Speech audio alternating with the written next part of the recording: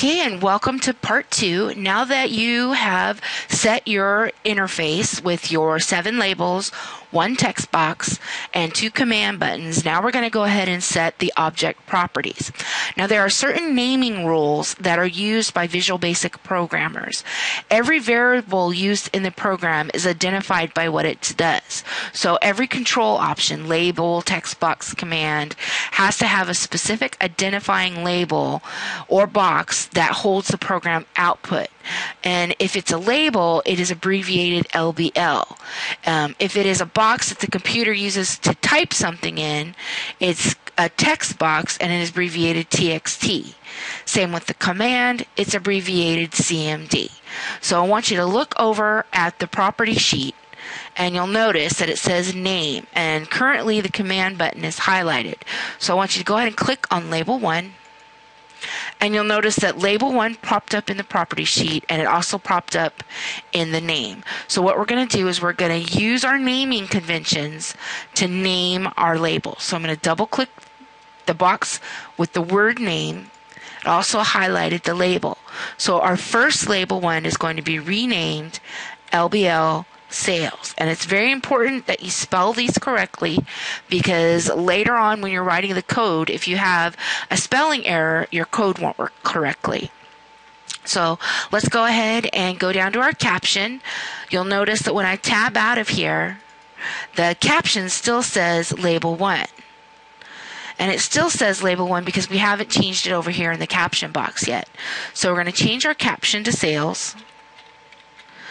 And then we're going to change the font. I'm going to hit the little build button to bold 10. And when I click OK, the sales has now been changed to a bold 10 font, and the caption is now sales instead of label 1. And so we're going to go ahead and rename the next 3 labels. So label 2, 3, and 4. Go ahead and click on label 2 and then double click in the name. And this one is going to be LBL COMM. In the caption, double click it, and we're going to change this one to commission. And then in the font, we're going to hit our build button and again do bold 10. And now we're going to go ahead and go over to label 3. Now, even though it's not adjusted yet, we're going to go back and readjust this so that you can see everything. So go and click on label 3 and let's start our names again. So label 3 is going to be LBL BON, and our caption is bonus. And we're going to change the font and make sure it's bold and 10 because we want them all to be uniform, and which means looking the same. So let's go ahead and do label 4. And it's popped up here, and it's going to be LBL TOT. And our caption is total. And the font, again, bold and 10. And go ahead and click OK. So I'm noticing that mine here are a little bit out of order. So what I've done is I've selected all of them, and I'm going to use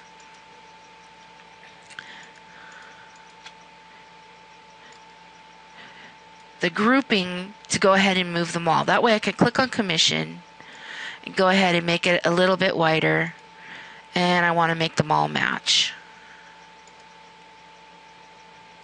So let's go ahead and pull them all so that when we're looking at our total, they'll all line up correctly. Okay, so we're ready to do our first text box. Let's click on it. Now the text box is a little different. You'll notice that different things came up. So the name is still the same, and the naming convention for a text box, it has to start with TXT so that the code will realize that it's a text box. And then we're going to call it TXT sales, because what we're going to do is we're going to enter a number in here when we do our commands, and we're going to have it perform a function. So we're going to go ahead and check the back color and click on the palette and choose white, which it should be already. And then we're going to go and make sure that the tab stop says true down at the bottom. and we're going to make sure that the locked says false, because if it was locked, then you would not be able to enter text. So we want to make everything match. So let's go ahead and start our next label. You notice I clicked on it and it's bringing this up because I accidentally double clicked. I'm just going to delete it and close it. And I'm going to double click on name. And we're going to start naming our fifth label. Now this one is going to be LBL commission. We want the whole thing typed out. And then in this case, we don't want anything in the caption. We want it to be blank. And we want our back color, again, to be white. So you'll notice it starts looking like the text box above it. And then in the border style, we do want a border so that it resembles the text box. And I move this text box over just slightly.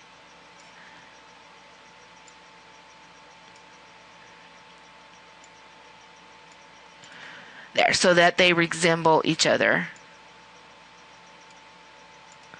And it kind of looks like that. So now we're going to do the same thing to label 6. First I'm going to tighten it up a little bit. And then double click. And this one's going to be LBL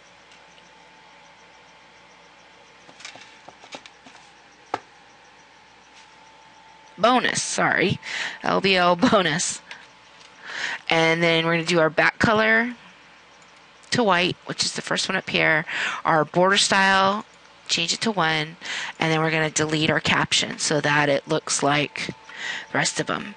And then we have one more label to do, and we're going to set the properties for this label.